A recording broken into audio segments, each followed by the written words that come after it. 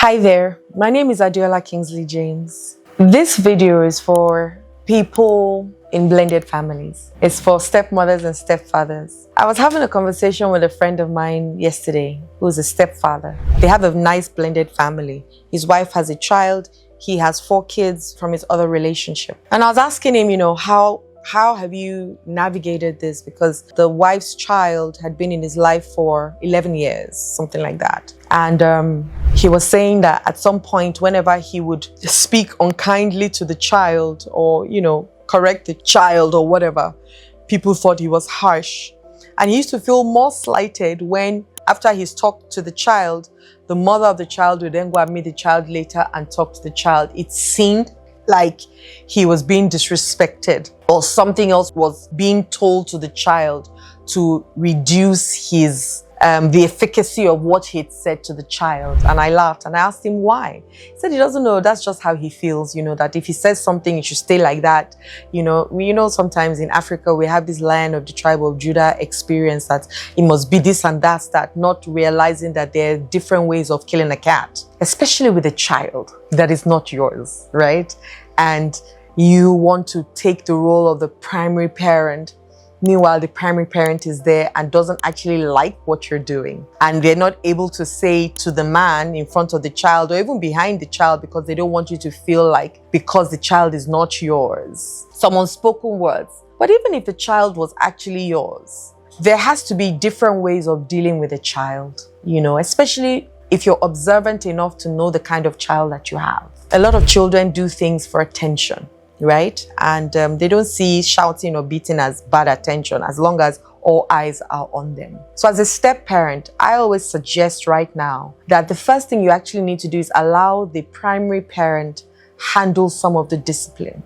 If they see their primary parent handling it in a particular way, they won't think that you are the bad one because this is their own mother or their own father saying something. I learned this in my process. I used to be so quick to say, no, this is what, I'm helping you. I want to do this to do. And I realized that I wasn't helping because it seemed like, that wicked stepmother vibe. It was like I was wearing it because the dad would come and not say anything because I've already done something. Right? Now, the child doesn't see it as, oh, mommy has already done something, so daddy doesn't need to do anything.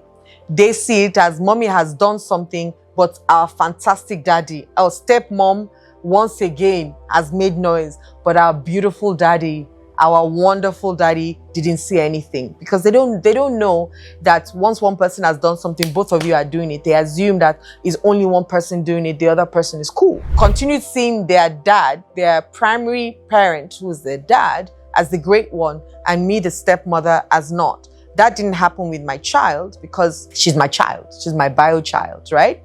And she's his bio child as well. So she didn't feel, but sometimes she will play with it. She'll say, mommy, but you said I can do it. I'm like, yes, but if daddy says you can't, then that's what we're going to follow, right? And so if your own children can play with you people, imagine what will happen with your stepkids because it's a very dynamic situation. I think these conversations need to be had. Okay. When your children do X, Y, Z, what's my role and for them? When your children do X, Y, Z, how do you want me to show up for them as well and for you? When we both then show up in that way, we must be aligned on it so that everybody understands that when dad and mom say something, that's it. There's no dad coming to say something behind. Now, could there be different ways of saying things? Yes, because the dad will bring sternness, the mother brings nurture. Right? And children need both. They need somebody who is guiding them with seriousness, and they need somebody who is guiding them with care and concern and kindness and all those things. For their own balanced growth and development, they need both. That's the truth.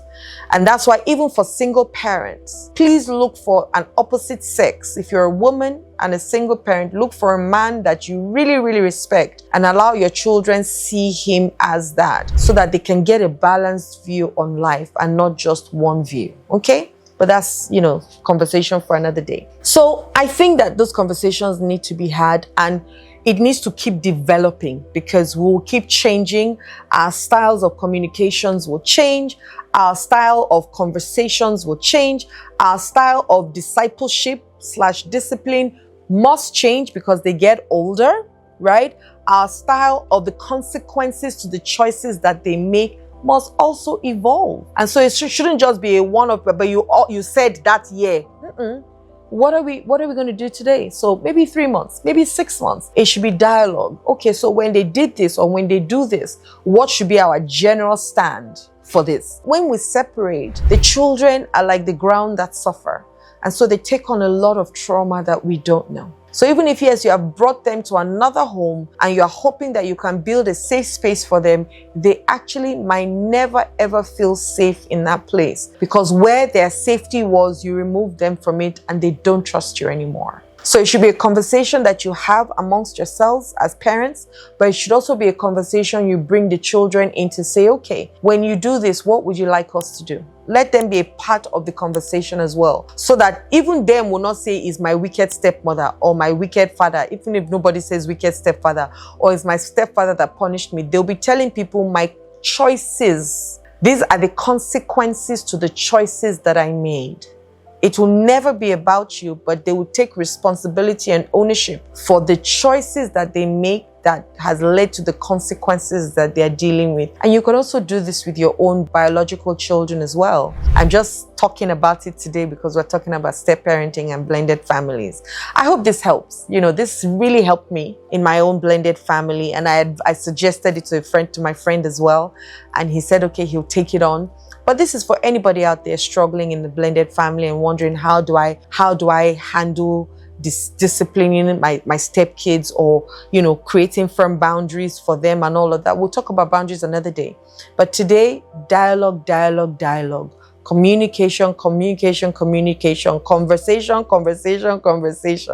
And it should be a family thing, not just father and mother. Bring the children into it so everybody feels like they're a part of it. Okay?